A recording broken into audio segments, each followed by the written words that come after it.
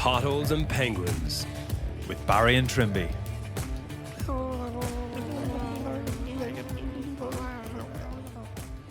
What a weekend of European rugby, folks. Massive disappointment for Irish sides, Leinster and Ulster bowing out, but one very happy Irishman in Ronan O'Gara who will have his eyes firmly on what could be an unbelievable first European Cup win for La Rochelle and a first for O'Gara as head coach.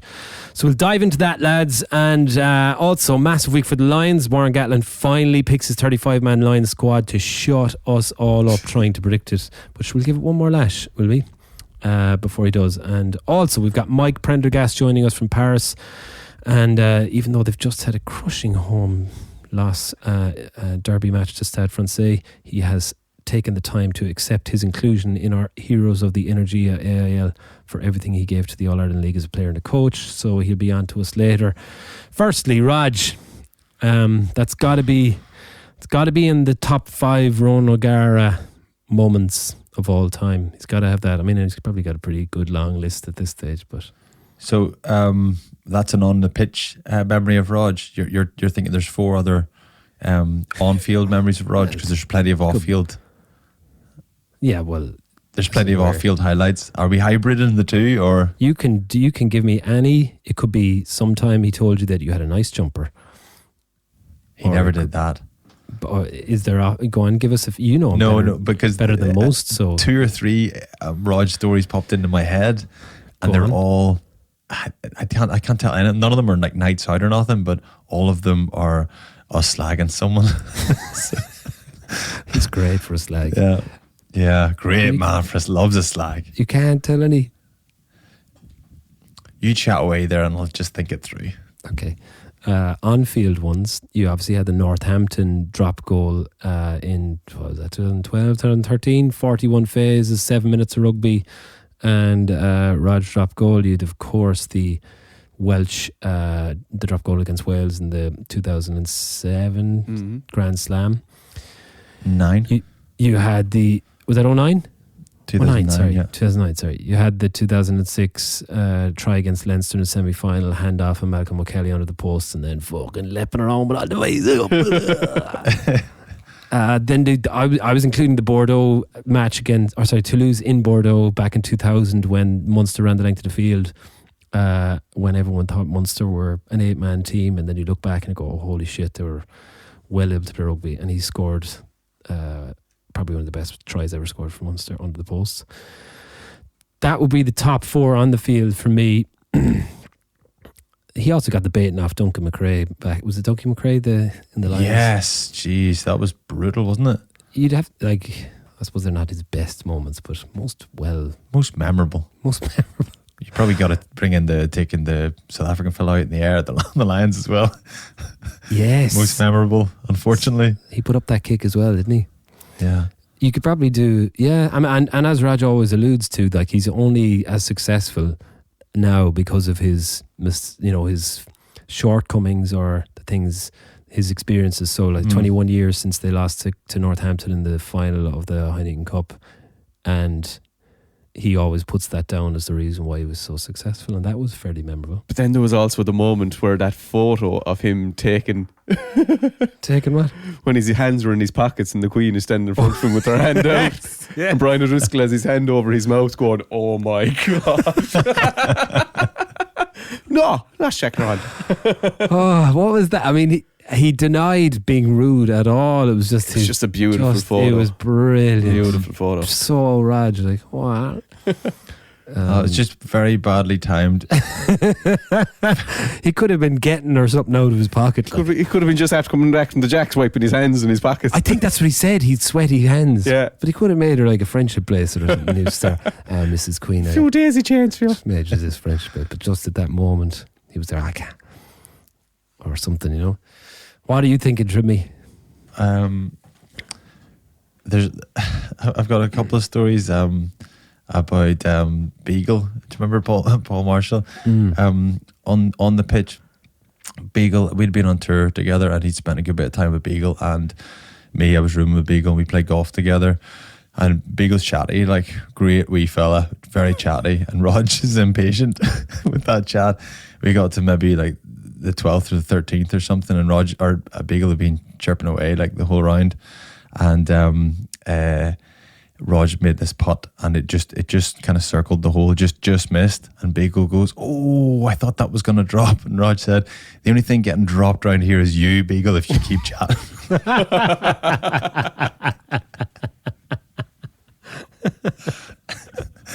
I mean, so those two had that kind of relationship, and then at Kingspan after that tour the following season, Beagle loved Rog, like loved him, and he just wanted to be mates.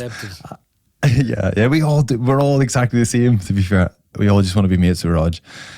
But there was one game, I think it might have been after that Northampton game. Shortly after that Northampton game, we were aware of how obviously even being in round kind of 10 metre line or halfway, Munster were losing, but they needed a drop goal to win the game, and it was at home, it was in Belfast. Beagle was like a dog after a bone, pestering Rog the whole, like, because that phase went on and on and on, and then kind of broke down and then restarted again, went on and on and on. I must have gone on for 5 or 10 minutes. Beagle after Rog the whole time, sprinted out of the line to charge it down, and then Rog pulled it back, and you know someone carried, and they started again. This happened a few times, and then one of them, Rog passed it, and then Beagle held on to him on the ground. Rog was cracking up with him, and Beagle was just winding him up. Definitely put him off, and then they didn't get, I can't remember how it finished, but they didn't get it in the end. And then Beagle went over to Rog and goes, after the final whistle, hard luck, Rog. And Rog goes, "Go fuck yourself, Beagle." Called him Beagle as well. He's very competitive. Very competitive. So those are my two favourite Rog moments. Yeah. He's a competitive man with crack. I remember going to New York, I think I told you this a couple of years ago, and we were this big group of us going over, and on the plane he came up to me, specifically came over to me and said, "Right, we need a plan here, because both of us are absolute lightweights and we're going to be disasters if we don't structure our Are you like, speak for yourself, Rog? I'm fine. No. Did you hear what he said, lads? Rog is looking for a strategy. So we gave ourselves 2 pints for the first hour. We were allowed to have 1 pint, and then on the half hour we were allowed to have a second. Yeah. And on the second, actually no, the first 2 hours we were allowed 2 pints. So 4 pints in 2 hours, and then we were only allowed 1 pint for every hour after that. But sure, that didn't work at all. I even drew a diagram out. The clock started going backwards, and like Alice in Wonderland. The watches just started flying around the place. What fucking time is this anyway? Yeah. I drew a diagram and everything, like trying to colour it in what we were going on. Fucking disaster. Anyway, it was brilliant. So we've got loads. Just jump into your seat a little bit there, because we've got too much rugby now, and so we get off to a bit of crack, and then we'll go for it.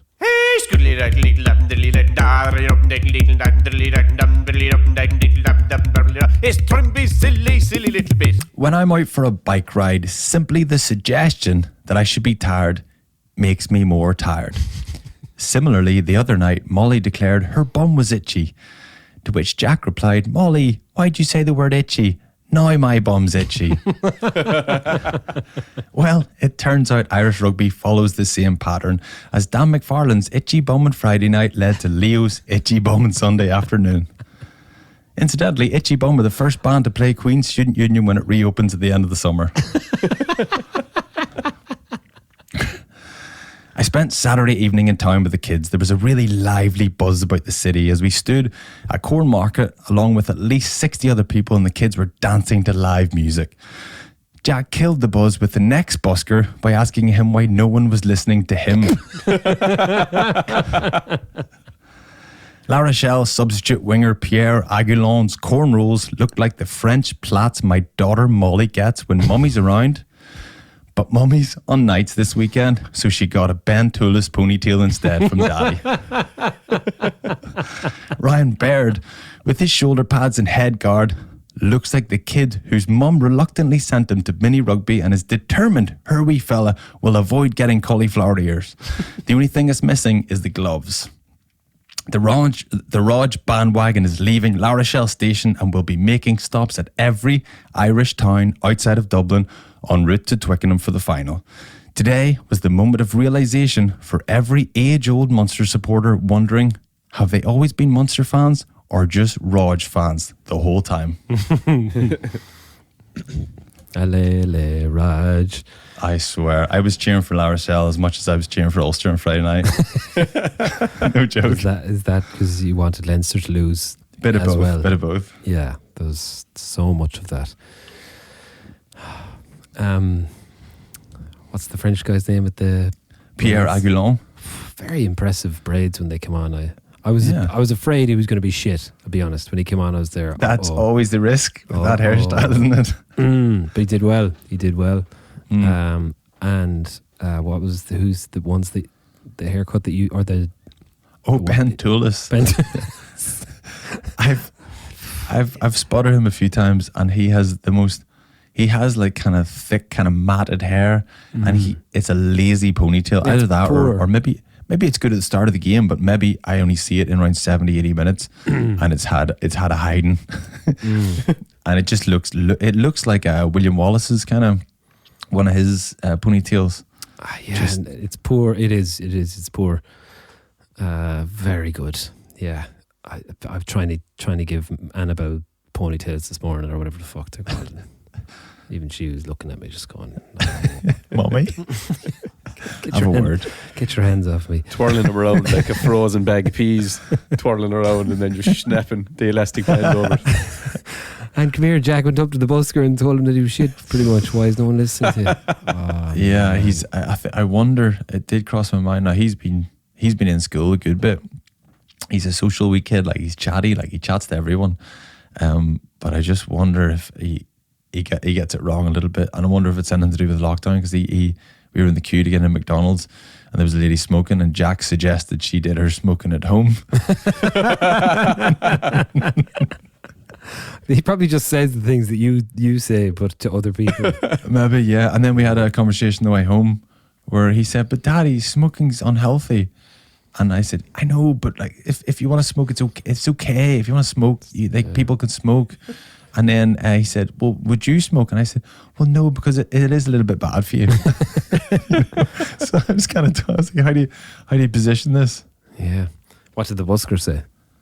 The busker just kept going, pretending he didn't hear. I think we've a busker who listens to us, actually. Sorry, and I came across him yesterday in town. I don't know if you saw my Instagram. Yeah, I saw that. Yeah, that's what maybe. That was 8 o'clock in the morning. Yeah, and he was out 8 o'clock in the morning. 8 o'clock in the morning working. And the video from the response I got on Instagram, people assumed from the babies' faces that they were hating the music, but the sun was kind of shining in their eyes. They were looking like this. Yeah. Looked like they were in pain. But they loved it. There was a great buzz in town. I don't want to make you jealous. Oh, sure. The beer gardens are open. Did you go for pints? What are you doing here, by the way?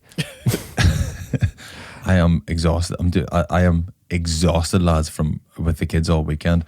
I've just been looking after. Anna's been on nights, so I've just been looking after kids and working. Look at me working here. That's what I'm doing here. No beer garden pints. No beer garden. No. Well, can we just come up to you now, and are we allowed to go up to him? I think we are. Yeah. Well, not technically, not really, until you can go county by county. Oh yeah, but when we go county by county, we can. Or are we allowed to cross into country Mordor? By country? Are we just say you've United Ireland, Barry? Yeah, it's a funny one. They haven't come out and said that in the guidelines, like you can go county to county, but you can't go on the piss in Belfast. I'll meet you at the border, and we'll do it'll be like you coming into the VIP. I'll be like there with me. Come on, lads. Do we have to wear shoes? Just wear decent shoes, will you? Just wear nice. Name's not on the list, boys. But we're mates with him. Come on. Borrow my dad's shoes. Look, we can hold out for a while, but sorry, actually, then you've nothing to be jealous of if the beer gardens are open and our shops open. No, not till the 7th of June. Beer gardens aren't open here. I'm saying beer gardens are open for you. It was, and honestly, Primark town was buzzing, and it was honestly, and I actually experienced this a little bit last weekend whenever I went to get my vaccination. Everybody's like slightly emotional because we're coming to the end of this long. I know you boys are hating this story. I can tell by your faces. You're hating this.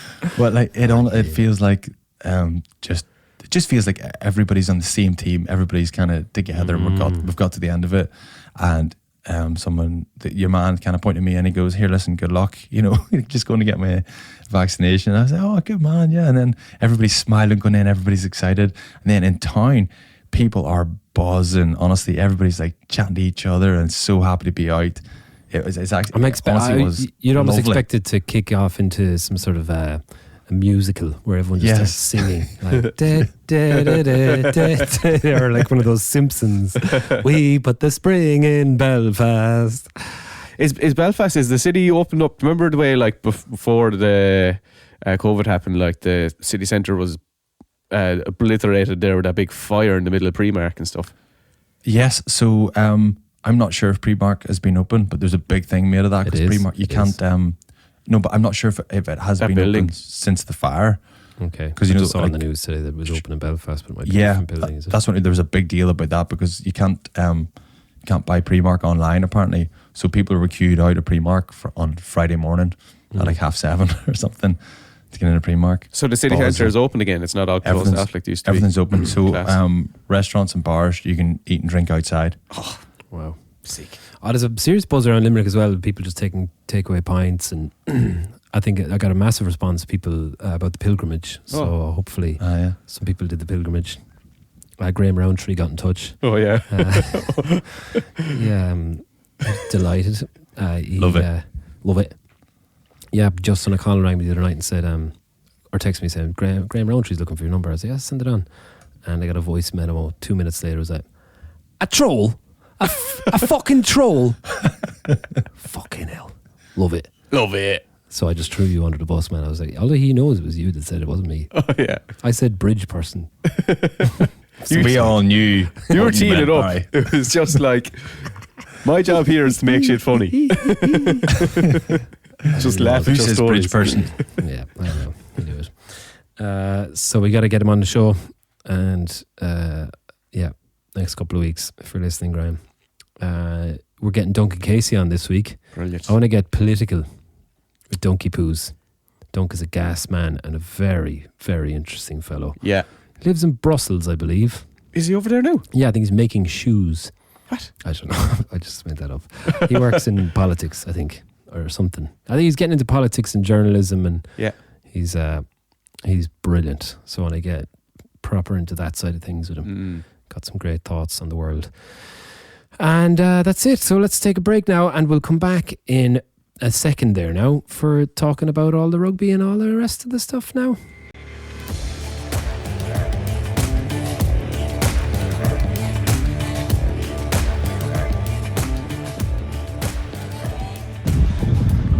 A troll. A fucking troll. Love it. Love it. Love it. A fucking troll. Love it. Just a little announcement, ladies and gentlemen. In a couple of weeks, at the end of the season, we're going to take a little step back. We're going to swap our main show over to the Patreon page, and we'd massively appreciate any support you could show us for just the price of a takeaway pint down south or a couple of cans of Boundary Brewery up north. You can support the three boys doing what we love doing most, and that is putting out some podcasts full of rugby and crack and nonsense into your ears every week.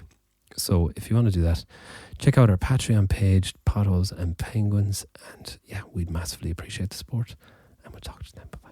Bye-bye. Love it. Okay, La Rochelle 32, Leinster 23. Right, Trimby, let's start from the start. Far out some strong opinions. Let's argue. Dylan Lades, he started with a bit of a nightmare, didn't he? Well, the sun was in his eyes. Jeez.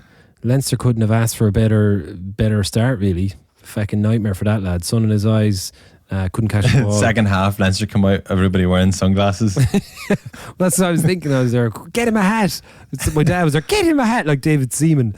Like just a little hat. Or does he reminds me of, for some reason, the way he looks, of like a 1990s detective film, kind of a detective in a detective film. Little bit crooked, maybe. Always smoking fags, white shirt. Wee bit rolled crooked, up. but likeable. Yes, like he's only going crooked because he's got to support his mother or something like that. Yeah. He's a crack addict. You can just imagine him sitting on one of those old detective cars, a brown detective car that when you drive it, the bumper always hits off the ground on the ground corners. And he's got one of those flip books. Oh, yes. Yeah. Doesn't Those he? have stood the test of time, those flip books. I'd Have they? imagine- Because like what you're referencing is like three decades ago. But have you watched Line of Duty at all? Not the current season. They're still doing it. They're still doing the doing it. flip books. They've stood the test of time. I suppose, yeah, if you think about it, it's a pocketbook, right?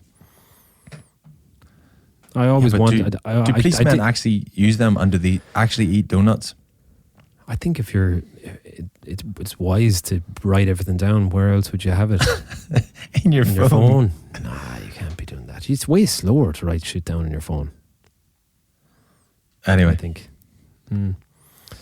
Anyway, yeah, 7 penalties in the first 7 minutes was it, and a yellow card and a 7-0 try. I was there. Shit, this isn't going as I as I hoped, because I'm not one of those Irish fans that just wants Irish teams to win. I was going for La Rochelle, and I'm not going to deny it. yeah, I was watching the game with my dad, and we both were aware that we were cheering for La Rochelle, but we were both ashamed of it. And then we looked at each other. We're like, "Who are you going for, mate?" We're like, "Say it on 3. 1, 2, 3. La Rochelle." No, we didn't. But it was, you know how you don't realize you actually what you want to happen in a game. Until someone's like, you become aware of yourself. Yeah, well, my dad was dancing around the place at the end of it, so he was not denying it. Yeah, we are bitter, but we've got that bitterness from our fathers, so it's fine. Yeah. So yeah, it was a bit iffy there at the start, but I think whenever La Rochelle got their hands on the ball for the first time and they got that first penalty, you got a good idea of the power that they possessed, especially up front. And I was like, this is going to be a tough day at the office, and it was. Good game of rugby. Great game, really good game. That was the difference. It was just the power, the ability to carry hard and straight, and that shape off 9. And He's so quick at the ball as well. yeah, they just, once they get a gain line, then they just go boom, boom, boom, really, really quick, really accurate at the breakdown, free the ball up, and just tip it on really quickly. Skelton was a freak. It's mad how much rugby he got through and how fit he looked and how mobile he is. Rog has made the point of saying that he is the reason why they're as successful as they are this year. Straight up, why? It's because of Skelton, because he's 6'8", 40 what is he, or 140 kgs, and he's lean, as he said. He's gotten fit. He's so powerful, man. Fucking hell. Those carries that he got, especially in the second half, and even when he latched on to whoever was it Olivier that got that try when he latched on to him? Oh yeah. He's the difference. He's right, you know. I mean, look at, let's say, some of my Munster with a Snyman in the team, with someone of that power. You just, if you got, let's say, I probably could see it would have been like Ulster's equivalent to that, wouldn't he? A guy that's pretty dominant all the time, but probably not as big and powerful. But you stick anyone like that. Is there many players like that in the world? Yeah, actually, Coetzee is an interesting comparison, because Coetzee would probably win as many collisions, and he would occasionally free his hands, but I don't know if he would have as the same sort of ability to, like, he just looked like he was in control of the ball. He caught it in 2 hands. He looked like he chose to tip on. He can put it in back inside, and then he can offload if it's on. He just looked a little bit more in control. Marcel just will always win collisions, and he does occasionally, but there was a little bit more Skelton. I've never seen anybody do what he did today. It was incredible. Australia, man, letting him play. He's only 28, and I know they're not in the greatest place financially. There was even talks to them last week going back to amateur or some, I don't know what the fuck was going on there, but yeah, you lose a guy like that just because of the 50 cap rule, it would seem.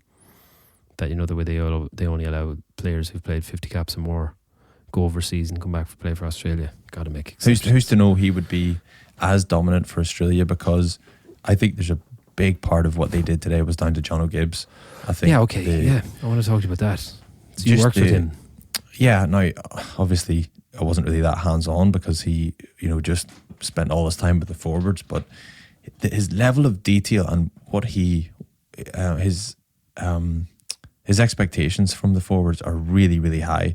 Like he looks for that shape every time, and you can see how the impact that shape has. It just gives guys options just to either tip on, or if they carry, everybody's on the same page straight away and they smash it, and then it's really quick ball. He just demands a high standard of accuracy off that, and then what the shape that they get into allows for a little bit of creativity. So then whenever he lets the backs loose, then they've got space, way more space than they would do because of the shape that the forwards have. And I think John O'Gibbs just demands that. He demands that, and I don't think that many other forwards coach can get that level of execution from their forwards. Their face play. Yeah, they were exceptional. From a Leinster perspective, they looked blunt in attack, I would say.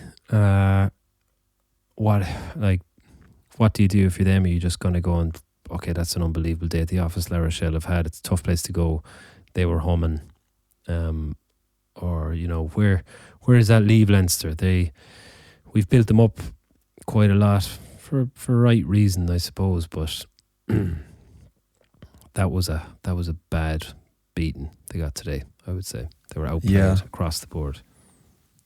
Yeah, I think the only time they really looked physically dominant, like they were able to get on top and win collisions, was when they scored that try at the start off the, a couple of quick taps in the 22. They're very good at that. And that's something they've added to their game in the last few months. Took a lot of penalties though for them to get into that position. It wasn't something that they didn't, they didn't grind them down. They I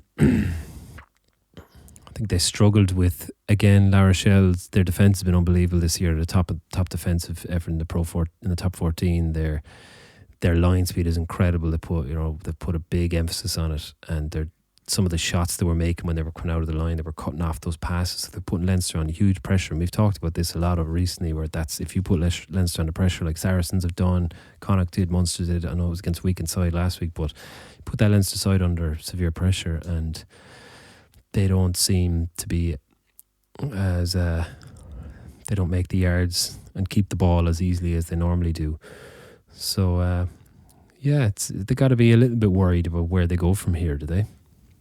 Yeah, I think if Leinster don't get as much joy as they do elsewhere off those two pass plays, slightly wider out because of that line speed, and maybe once they get spooked a couple of times, then they stop looking to throw that pass, those long passes, getting guys smashed. Then they got to look at Tagburn coming around the corner, James Ryan carrying hard, like trying to do what Skelton did so well, and they just didn't win collisions. It was just night and day how much joy La Rochelle were getting in that space, in that area, than Leinster were. And if your long passing game isn't working, and then you go short to try and develop some momentum, and you don't get it there either, it makes things really, really difficult.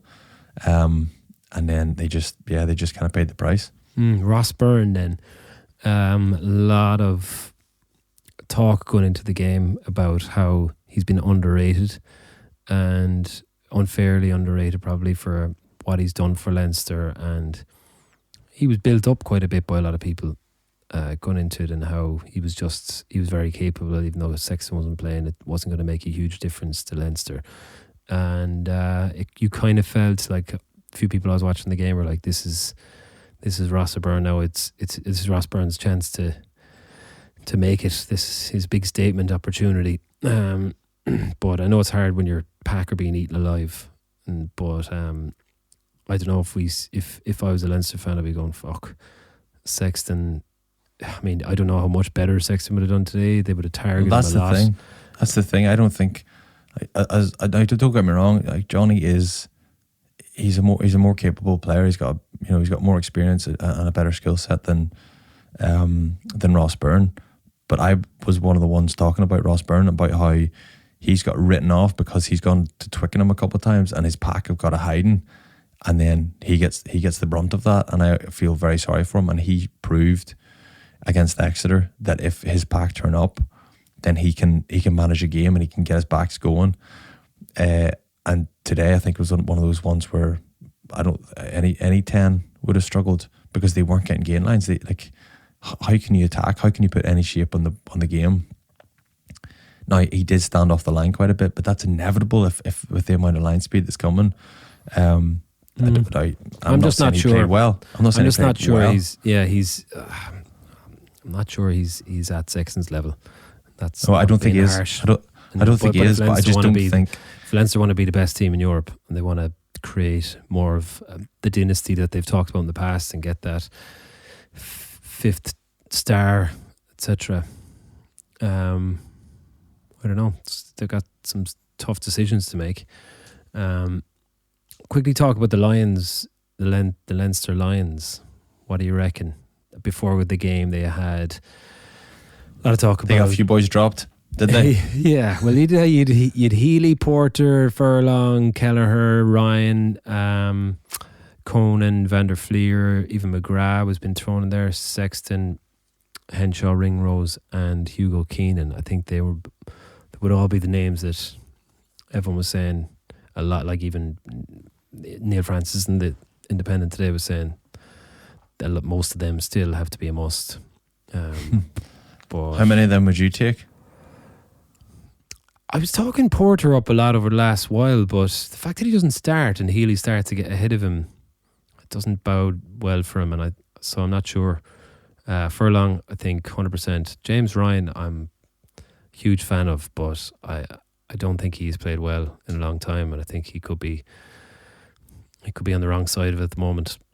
Not a long time, but he's just not quite where he was. And I think with Itoje, Alan Wynne, Hendy, and probably Richie Gray, I think he could maybe miss out. Am I missing one there?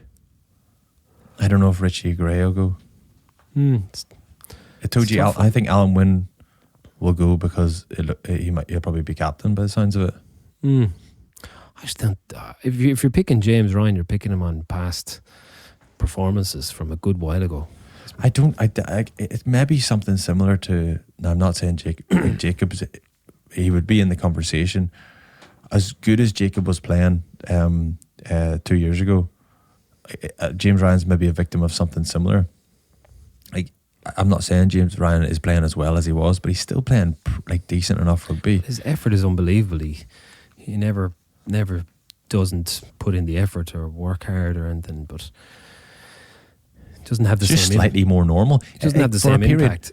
For about a year, James Ryan was the best player on the pitch every single weekend, and it's just slightly more normal now. Where I think he's still playing pretty well. If you're comparing him to the likes of Will Skelton and the guys that we're talking about, RG Snyman and what South Africa are going to bring, and even the likes of Itoje, who is the Northern Hemisphere's equivalent of that, then a guy who just is every time he goes out is a destroyer in some sense, then I'm not sure he's quite at that level. But I just think he could struggle. That'll be a massive decision. Scrum half, I don't think scrum half's going to be an interesting position because what's his name is after pulling out now. Young's commander. Young's pulled out for I think he's had his second time pulling out. The Lions, I think he did last time because his sister-in-law wasn't well last time. Yeah. Fair play. It's a lot to give up because I think he's a baby on the way.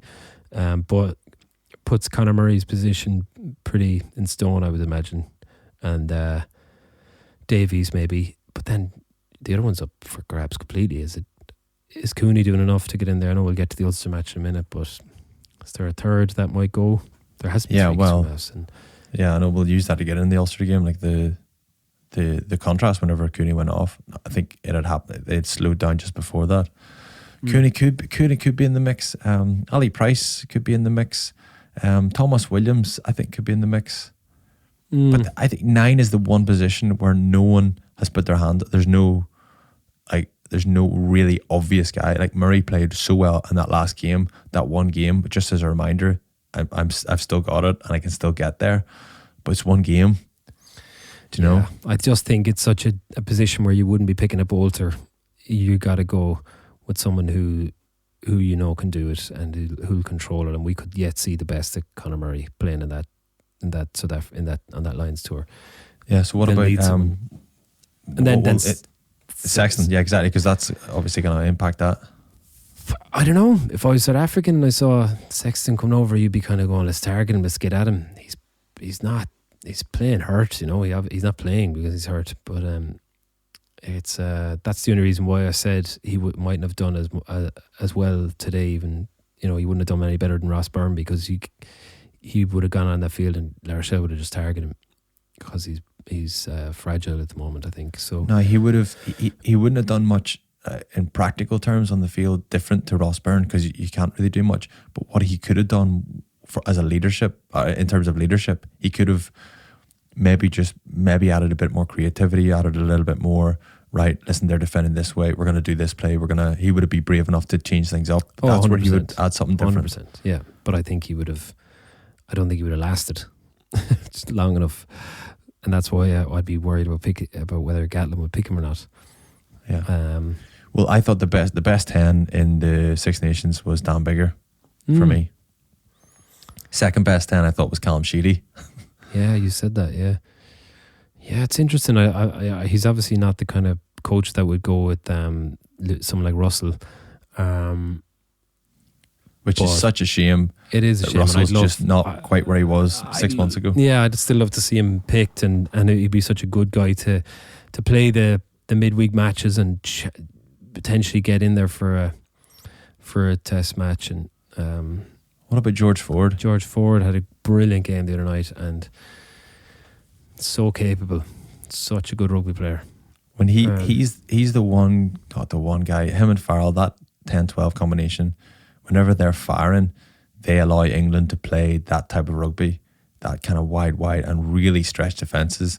Surely that's what they need to do to South Africa. Not that that's Warren Gatlin's game plan typically, but that's what you have to do if you're playing against South Africa. Whenever you're playing against absolute mutants, you have to move them around the pitch. So you need someone like George Ford to kind of start shifting the passes, big long pass. Like, what about the pass for? I see the way I'm like desperate to get into the Ulster game. What about that pass in the Ulster game? Yeah, well, let's do it. No, let's not. No, finish it. Finish the back line in the Lions. Okay, well, centres Henshaw. He was kind of Neil really Down, get I into the think. game today, but he's been one of the best players all year. Is he up for the European Player of the Year? He should be. He's brilliant.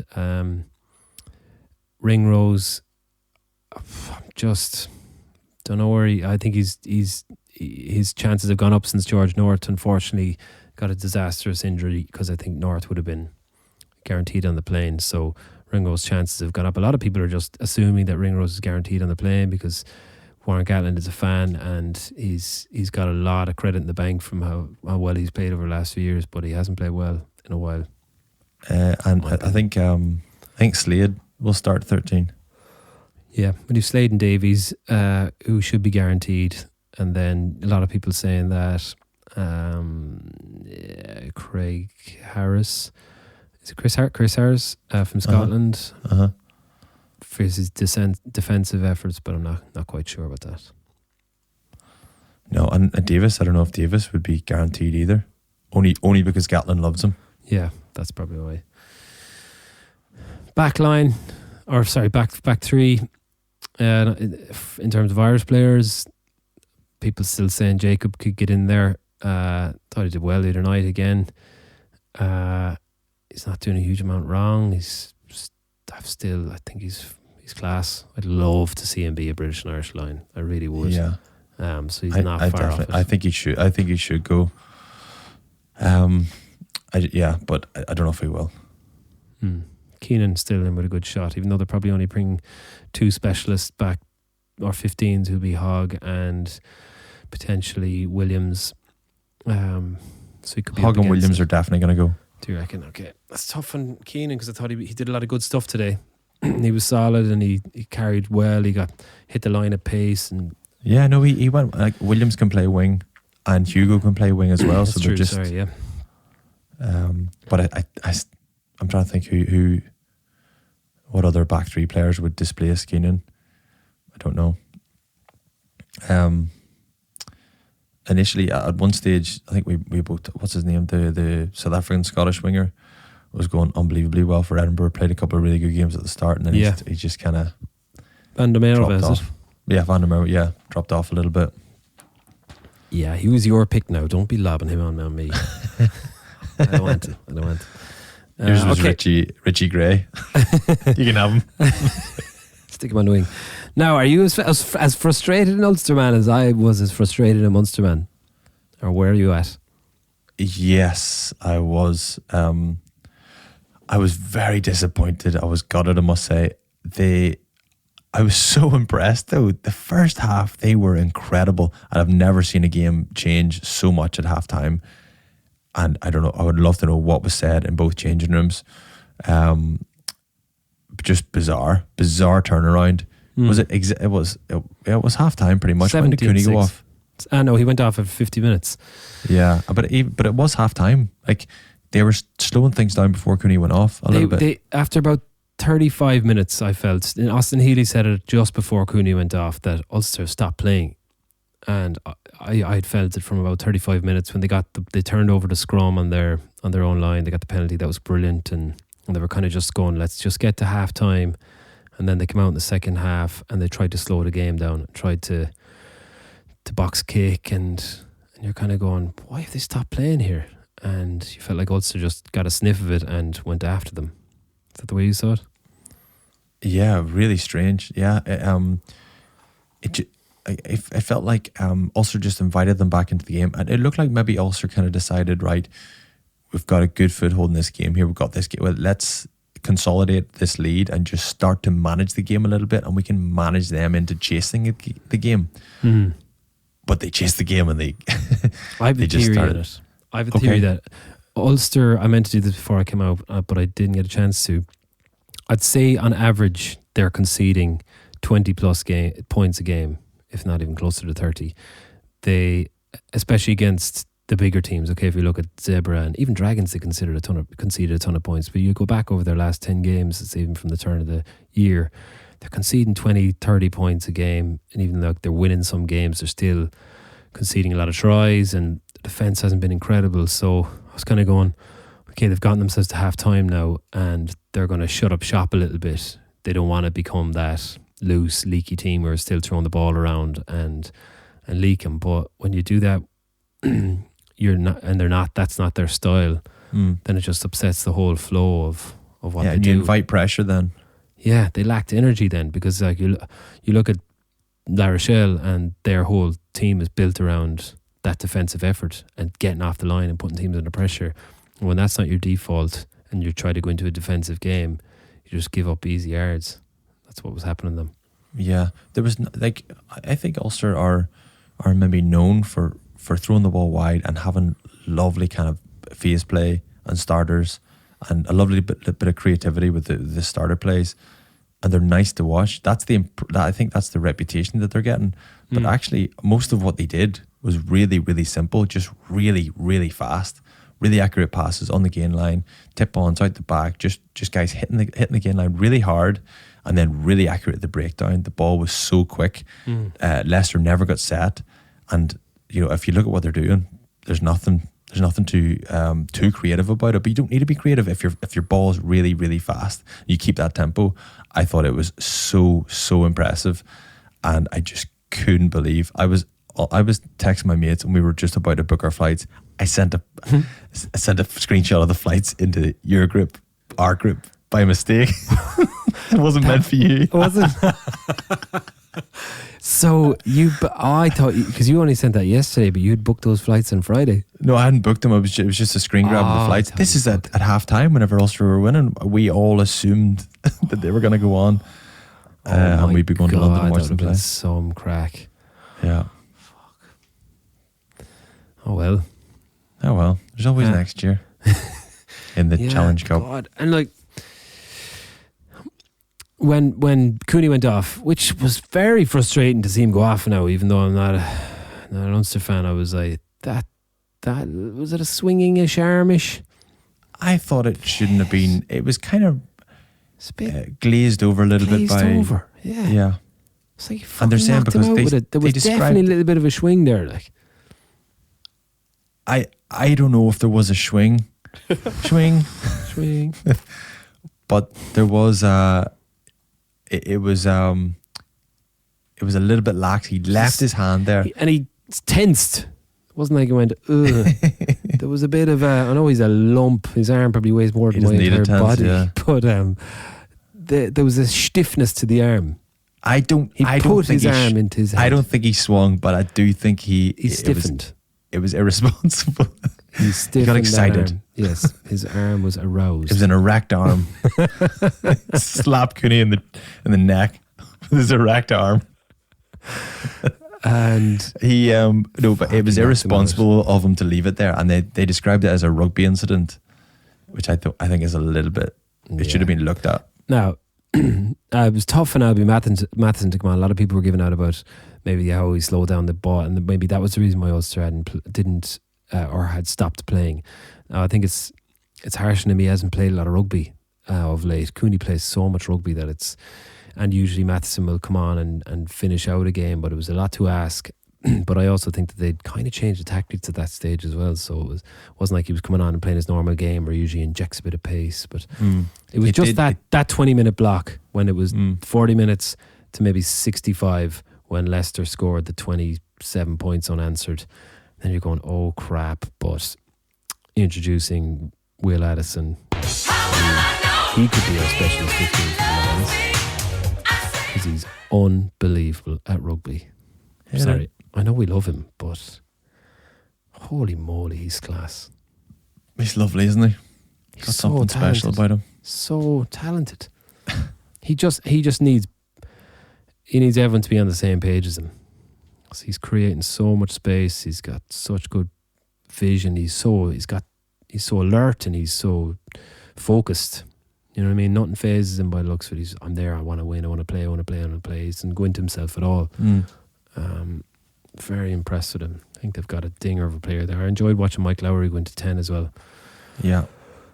So it's very frustrating. Look for Ulster side. They're so, as we talked about before, they play brilliant rugby. I absolutely love watching them, really do, and some brilliant players. And I feel bad now they haven't been able to finish it off. Yeah, I think they'll definitely feel like that one's one that they should have done better. I think that one got away from them, and they'll be kicking themselves. But yeah, and the Mathewson, I'll be coming on. It's I don't know if it coincided with the, as you say, Ulster were just slowing things down in general, or the game plan changed, or something happened, but he just looked sluggish, and then it just didn't allow them the opportunity even to chase the game when they had a chance as well. Whenever Nick Timoney went straight through off the starter off the line out, he's a freak, that fella as well. Freak. He's like Wally. Score. Yes, he's a freak. Yeah, he's he was sevens, background. wasn't he? Yeah, I remember watching him playing sevens. As there, holy shit. Yeah, Yeah, seriously. but anyway, write it off. Put it down to COVID. Yeah, Move on. exactly. The Irish tour of Fiji is cancelled. I don't know if you saw that. It's not going to. Yeah, I was texting into the group the flights for that as well. Yeah, it's gone. COVID got Fiji. Just ate it. Yeah. So now they're looking elsewhere. There could be opportunities in Europe or even in Ireland. Could get some internationals because they looks like they're definitely trying to get different fixtures, which would be great because you do want to see some of those young fellas get game time.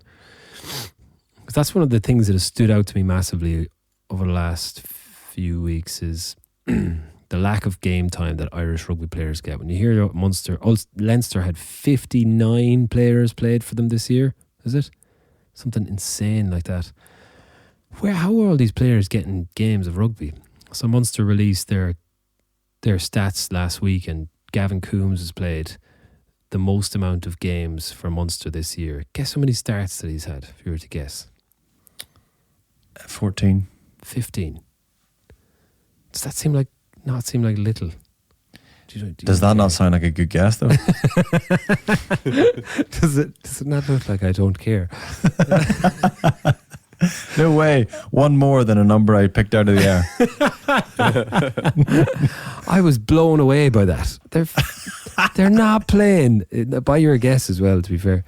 They're not playing enough rugby, man. And that's the most that anyone has played. 15 games. So there's probably most, like, when is Craig Casey? How many games has he played since? Remember, he played like 2 or 3 games at the start of the season. We've barely fucking seen him play since. That guy should be playing. Remember Redzer, we spoke to him about this back in September, October when he was on the show. And when he first went to Wasps, he played 32 games a year for 2 years, 3 years, and came back. The Owen Redden that we know and love. And especially for those decision makers. David Humphreys said this as well. 9s and 10s, especially, just getting your hands on the ball. Yeah, I don't think Irish players are playing enough rugby. Ulster are actually quite good. They're quite consistent with getting those guys in the field all the time, and you can see that in a lot of the ways they play. But yeah, I'd be concerned about these guys that they're not getting enough. I'd love to know what their actual players' thoughts are on it, and coaches, because granted they have to be looked after, but you see those French players and they're playing every single week at top level games and against unbelievable opposition because they're all putting out their best teams or close to it every week. Their player pool is smaller. Yeah, but the argument used to be that Irish teams always did well in Europe because they're able to rest their guys, rotate their guys, and make sure they keep them fresh for the big European games. Now our excuse is they don't play enough rugby. It's the balance that a coach has to get. Yeah. I think you can look at individuals. Say this guy needs to be. You could probably draw a line under how many games a guy plays when he's actually humming and he's playing well. So that's the amount of games we need him to play if he wants to be at his best in a semi-final. Anyway, we're not going to solve it here today, but it's a good question to ask. Anyway, we take a break and we come back with our hero of the Energia AIL, Mike Prendergast.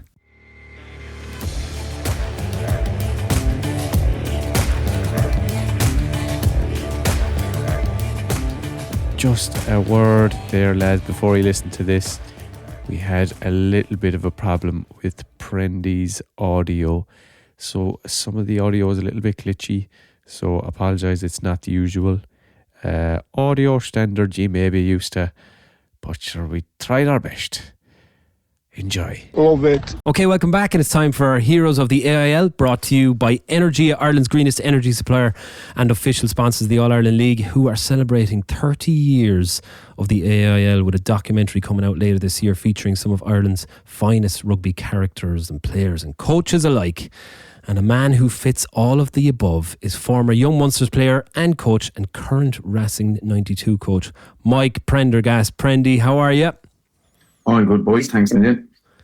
Great to have you on. Prendy, we've been asking a lot of people and clubs in particular to send in nominations for anyone who stood out as having a huge impact on the club game over the years. And Ger Slattery, you're one of your, I'm sure, players, coaching partners, buddies, among others now, I may say, put you forward and said that you should be nominated as one of the heroes of the AIL. In particular, in 2009, as a player, you had a last-minute drop goal to secure Young Munster's elevation to the top division of the AIL. But what Sla also said was that when Mike went into coaching, he changed the ambition and the mindset of the club, and they've been top performers ever since. I think that's a fact, Prendy. Fair play. Very, very nice of him. There's a lot of work put in there before I was there as well, to be fair. But it's a nice compliment from Ger to pass on. He was our captain actually at the time, I think it was. Even though he was quite young, but he was a very level-headed guy, and I'm not surprised to see him now. He's coaching. Himself and my brother are take it there in Young Munsters at the moment, and going good guns. Obviously, things are stopped at the moment, but over the last couple of years. So, I have great memories, great fun memories of as a player in the AIL, obviously first and foremost, and then coaching a super competition that produces obviously a lot of very good players over the years, and and it's good to see now coaches as well are starting to come through as well. So yeah, it's interesting to see a lot of people cutting their teeth there. I mean, you obviously didn't use any technology or anything like that when you were in the cookies, because we spent the last half an hour trying to get you to use Google Chrome, and it's like trying to get a dog to use Google Chrome. So the cookies aren't renowned for their IT skills, are they? absolutely not. I know choice with them. It's a professional game, so it's been a very good stepping stone for some coaches to cut their teeth or whatever. And I was lucky at the time, actually, when I finished up playing professionally with Munster. I was crossroads what I would do. I always wanted it, and unfortunately enough, Munster left me full time as a director of rugby, which was quite unique at the time. There wasn't too many of those roles going in club rugby, but Munster is fortunate, as I said, created a role there, and I'm very fortunate to them. I suppose they were the ones that gave me my opportunity to get on the ladder of coaching, and also as a player as well. When I was about 19, my family would have traditionally been Garryowen people, so my dad was a big Garryowen man, so I played a lot of my underage rugby in Garryowen. And at the time, I remember there was Tom Tierney, who was scrum half, and Steve McIver were both in Garryowen with me, and they were both current internationals, so I knew I wouldn't see much game time, and Young Munsters approached me, and I went over there as a player, and from there, within a season or two, I fortunately managed to move on to Munster. So I'm very grateful to Young Munsters as both as a player and as a coach, opportunities they gave me. Yeah, when I think Young Munsters, it's always characters and just incredible personalities throughout the club that are, synonymous with, stories about Limerick rugby and Irish rugby. So when you came out of school at 18, 19, you went into a Young Munster side, that must have been littered with those kind of fellas, obviously brilliant rugby players, but also unbelievable characters and personalities. Yeah, absolutely. When I came out of school, I played with Garryowen for the first 2 years. I think it was under 20 and a small bit of senior, but as I said, I could see the opportunities would be quite limited to Young Munsters, and fortunately I got in kind of within the first year or second year and started playing, and I was made welcome, I should say, straight away. There was great characters in that dressing room, the likes of Gerard Keith's dad, who's a great, unbelievable player, great fella. You had the Claus, Desi and Peter. You had the likes of Becky Edwards, Mikey Mullins, who was playing with Munster at the time, Niall McNamara, Aidan O'Halloran. So for me to go over and play, I watched these guys when I was growing up as well, obviously playing. And a few years previous, I'd seen them win an AIL in '93. A lot of that team were still there, that team. And great memories when I look back at it. What a pack to play behind. Fucking hell. Yeah, were you shy, Prendy, like going into that changing room? Were you kind of intimidated? Or did you kind of just go in? I was young as well. I was only 20, 21, and there wasn't too many young guys either. They were all late 20s, early 30s, and a lot of these guys were playing with Munster at the time. Munster, the professionalism, I suppose, hadn't taken off, but they were still, they were well-known players, and so I would have been shy at the start, but that didn't take long to become familiar, because they had no choice when you're with some of those characters, and they were brilliant as well. I remember for years Charles coming down, collecting me, bringing me to training, and just he would just guide you, and he made you he just made you feel part of it straight away, which was a great thing, and many more of the other lads as well. So. But it's a great thing. When I look back and I think of obviously the years with playing with Munster, with Baz, and they were brilliant. But at the start, that was the real start of I suppose senior rugby to me, and to go in and to play with, as you alluded to, a very, very good pack in front of you. But we'd great fun after games as well, and trips away up the north, and we'd massive support as well. And Munster's are renowned for the support they've had. So I remember playing outside of the AIL in cup finals out in Thomond Park, or if there was AIL against Shannon, sometimes we played in Thomond Park and there'd be 12 and 13,000 people there, and that would be on a Saturday, and we'll keep going for a few days after. I don't know if you've seen or heard the mural of Dodo Redden painted on the walls in Limerick by the fire station there. I saw it online. Yeah. Trying to explain that to someone that has has no memory of Dodo Redden is bizarre. Trimby, there was a woman a Cookies fan who used to go to all the games in Thome Park and Tom Clifford Park and she had a pram with a load of dogs in the pram. She would walk around she was allowed on, over the wall on the inside of the pitch. There were she would holes. walk around. Just pick up.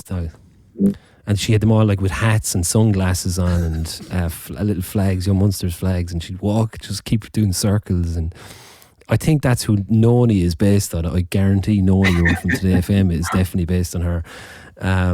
But they painted a big, massive mural of her as you come in what road is that? Ballysimon Road. But yeah, in the Ballysimon Road there. And I think she's just the perfect character to sum up that era of Limerick rugby. Yeah, absolutely. But come here, when I first came into Munster, just sparked me there. I couldn't get over your skill level, and not about smoking or blowing smoke up your arse here, but what you could do with a rugby ball with your feet and passing and just how far you could fucking throw the ball and just tricks up your sleeve was something I'd never seen in my entire life. It blew my mind. I remember trying to, back then you actually didn't, like people didn't spiral the ball or only spiral the ball. There was no end over end. Do you remember that? Yeah. Sounds like Prendy was rolled out to impress the young fellas coming in, like rolling out on a unicycle, just like juggling, doing the thumb trick, Barry's like, wow. Something I had to improve was I was past land, but I used to do the old dive pass. Michael Bradley dive. Oh, brilliant. Bring that back, Prendy. Bring the dive pass back. I'd love to see that at La Défense. But I couldn't do the end over end kick. All I could do was spiral because it hadn't come into fashion yet, bizarrely enough. And I remember going down one of my first training sessions down in Musgrave Park, and I ended up with you as a kicking practice, and you were doing these end over end, and whoever was our kicking coach was like, okay, end over ends, and I was just fonging the ball down the field. But I remember you actually looking at me going, this fucking guy, man, I'm just chasing his loose kicks all over Musgrave Park. So embarrassing. So was it ball glued to your hands and feet from the day you were born? Like, it would have been, I suppose, just the different sports I played as well. I played soccer, I played Gaelic football, like most young fellas, But I lived for sport growing up. So that would obviously have played a big part of it. And then I suppose it's like anything when you get to kind of 18 or 19 or 20, you kind of have to choose one sport. And I remember, as I said, through my life and certainly kind of neglected books and whatnot because I was just constantly on the road playing and computers. And computers. So it was just I would have been sports crazy when I was growing up and trying to play as many games as they could a week. And I remember actually getting my first contract. Rebecca Becky Kidney was the Munster coach, and I was playing minor with Napiershik at the time to get a football. It was overlapping, and I remember Decky saying to me, he called out to me, I was working at the time out in Clareview Motors selling cars, it was like new age. And Decky called out to me, and I remember all was saying to me, that we were obviously going back in, and it was professional rugby was only kind of years into maybe 3 or 4, but we were full time, and just kind of hanging over was able to finish out the season with Napiershik. And I remember all was saying to me, he said 100% do. He said sports like that will always, stand to you going forward playing. And I'm a big believer in that as well. I just think when kids are young, up to whatever age, I know they'll have to choose between probably 1 or 2, but the more sport they play, the different skill sets it brings to them, I just think it's something that stands to them. And I remember that sticking out for me. I remember Dickie's positive attitude towards it, finish out your season. If you miss a training here and there with us, there's no problem because I just feel this is something that, is the right thing to do. So, that's brilliant. I agree. I couldn't agree more. I wish I'd played actually a bit more Gaelic football because I think the skill level of football, compared to rugby, there's a lot of, skills that overlap in terms of footwork and, even stuff like working off the ball and whatnot. So, absolutely. Okay, well, look, going back to when you I suppose went into the cookies as a player coach and then a director of rugby and coach. Obviously you've gone on to do great things in coaching and gone on to Grenoble and now Racing and coaching one of the top teams in Europe. But it's funny, every journey starts with a small step, and going into something like the AIL, was that the perfect kind of beginning for you to cut your teeth? It was. I remember at the time, I was only finished, so I know more coaches are starting out, head coaches now, younger in the AIL and stuff, but at the time there wasn't too many. I remember ringing Decky Kidney, and asking him, I explained to him I was after a full-time role, and, experience-wise, was I ready? And I remember him saying, absolutely, because the one thing about, I suppose, being a head coach with a club is that you learn literally from the bottom up and the top down, effectively, from the underage. And I was full time as well, so I was linking in with the underage and whatnot. And you're great people, The club is always made by the people that are in it.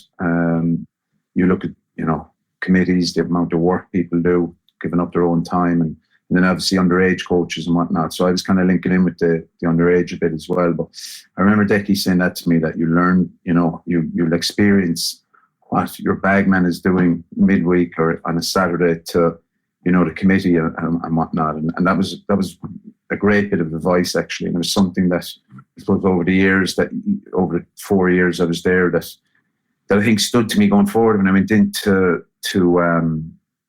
the professional setup, from going from step by step. Because when I went into Grenoble, I remember, just in terms of progression, it was as a skills coach. I went in there, so you weren't really in the firing line or whatever. And especially in France, where you have to have the language, and when you're presenting and stuff, it's different in another language, obviously. So I went in as skills coach, and then backs coach, and then attack coach. So it was gradually, progressing for me, I suppose.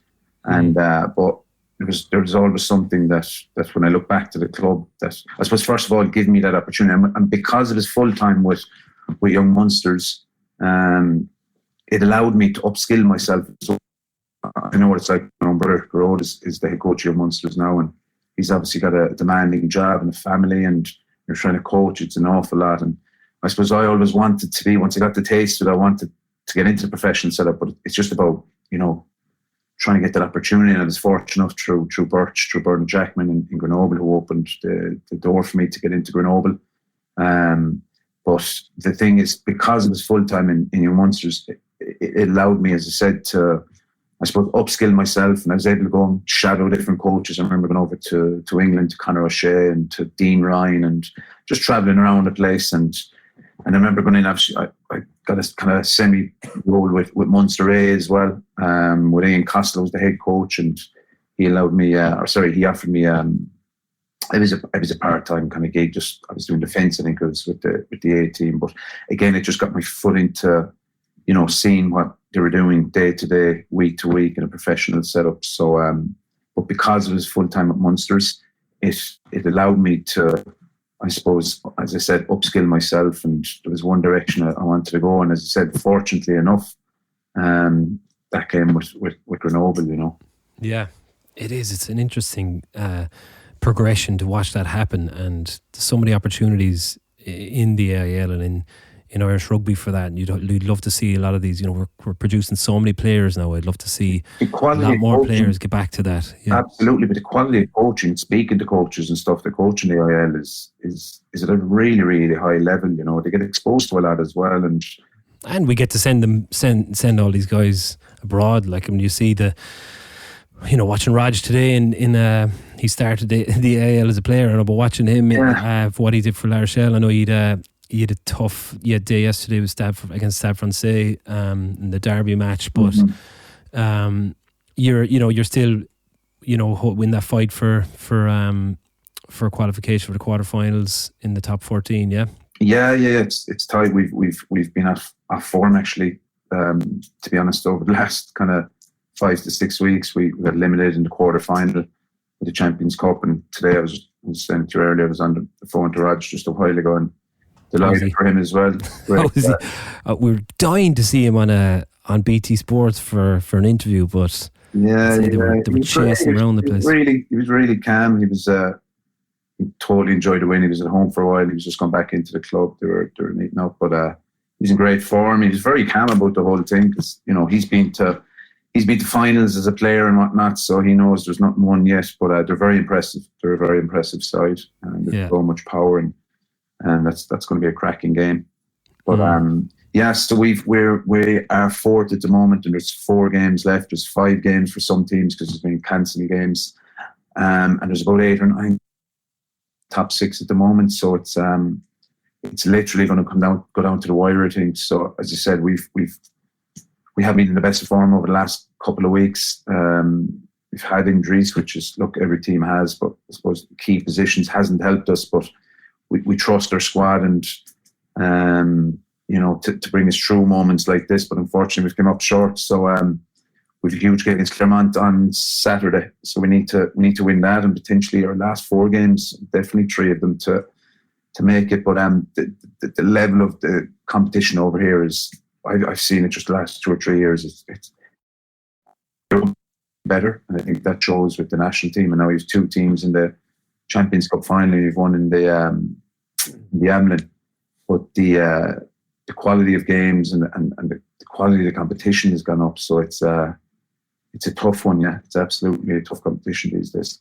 Yeah, and look, we're all incredibly proud of you over here, and especially the Limerick boys from us. And look, for young Munsters, we're delighted to talk to someone from the Cookies because such an incredible club and have given so much to Irish rugby that I'm sure they're very proud of you and what you've achieved and being a hero of the Energia AIL for them. So thanks a million for joining us. You're officially a hero. We're going to send you out. See Trimby's lovely jumper there. We'll send it out to Shona actually, because she's the one that got the computer working. And, we'd be still there now if it was me. No, but you'll get a mug, or I'll at least drop a mug down to your mother, all right, for you instead. That'd be great. So look, best of luck for the rest of the season, Prendy. We hope all the best for Racing and for yourself, and thanks for joining us. Thanks, boys. Thanks for having me on. Cheers, Prendy. Cheers, man. I love the way he says "what not." What not? And what not? What a sound fella. Who says that? Is that from a movie? Handy says that a lot as well. And what not? And what not?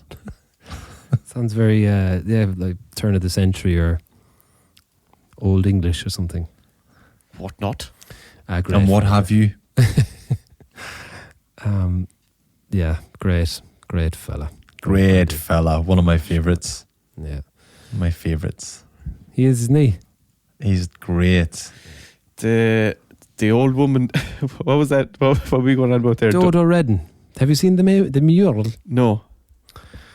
She's an old woman in Limerick who... Did she actually go around with dogs inside in the trolley? You see the mural, man. It's unbelievable. Dogs in a pram. Wearing sunglasses. Wearing sunglasses. Gas. What a gas woman. Throwing out sweets and stuff. And it was just normal, do you know? Yeah, we'll get her on a weekly pothole, will we? She was just obsessed with monsters. Oh God, no. Yeah, I don't know why. Class. Because it was there was a lot of this is what we're trying to talk about, was the community aspect that was associated. So it was associated with the AIL. Yeah, it brought together all these gas characters. And the dogs, how obedient they were. As Prendy said, they were stray dogs. And they were happily wearing sunglasses. Try and pair with sunglasses on a dog, like. It could be seen as maybe that's what one of the ways they were abused. Were they playing poker? Were those the same dogs playing poker, sitting around, smoking cigars? Yeah. Anyway, that's loads. Have we mentioned any movies? Have we mentioned any movies? We did mention the what's your man's name? The winger for La Rochelle, the winger Lades, as a detective. What would be a classic, like Lethal Weapon detective movie? Lethal Weapon, Sherlock Holmes, Lethal Penguin. You know, like Lethal Weapon, like where he's a little bit. Neither of them are crooked, but you can imagine him in a detective film with Mel Gibson, just chain smoking and doing a little French bit. lads love smoking fags. Selling coke, he's South African actually. Selling coke on the side. He's got a little bit of a thing going with some Colombian drug lord. Or the flip book. Yeah, that's the one. Sold. All right. We'll be back during the week with our weekly pothole, Duncan Casey, and then we'll be on next week to discuss the Lions selection and whatever games are on next weekend. Party on. Party on. Party on, boys.